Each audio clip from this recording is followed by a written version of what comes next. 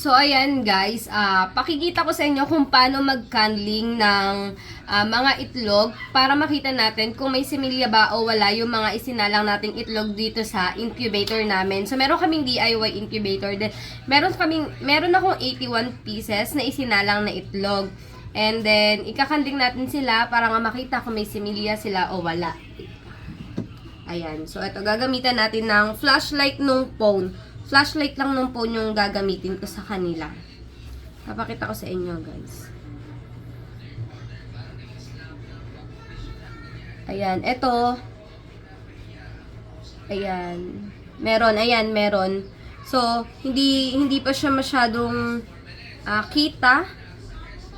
Pero alam nyo ba, guys, the best na mag-candling, 10 days para talaga kitang-kita na ng mga 10 days para kitang-kita na talaga kung buhay yung mga semilya dun sa loob ng itlog. So, papatayin ko tong flashlight ng cellphone para mas kita nyo. Ayan, guys. So, papakita ko sa inyo. Kung kitang-kita nyo yan. Yung iba medyo malabo pa, pero meron. Kaya, mas the best ang 10 days. Ayun, ito talaga, guys, oh. Kung makikita nyo. Ayan, ang talagang malinaw na malinaw. Maraming galamay. Ugat yan. Malinaw pa sa ano. So, ito, ang mga itlog namin dito, meron kaming pure Rhode Island Red. And, yung, meron akong crossbreed. Nag-crossbreed ako ng BPR sa lalaki. Tapos, Rhode Island Red yung mga babae ko. Pinalakas natin yung crossbreed nila. Ayan. Meron, guys. Wait lang.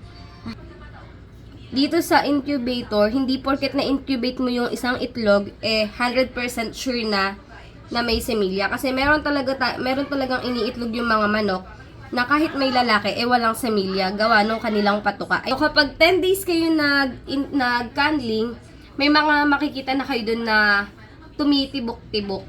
Tsaka talagang buo na yung sisiw. Ayan. Eto katulad nito. Ayun, may similya. Kaso, medyo malabo. Pero, talagang may similya. Kita na.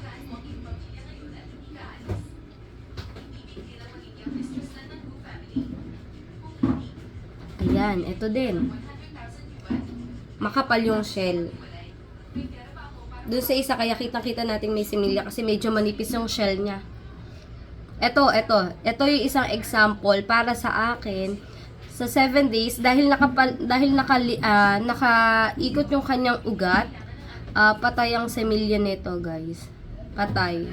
Hindi na buo. Pag nakaikot yung kulay pula.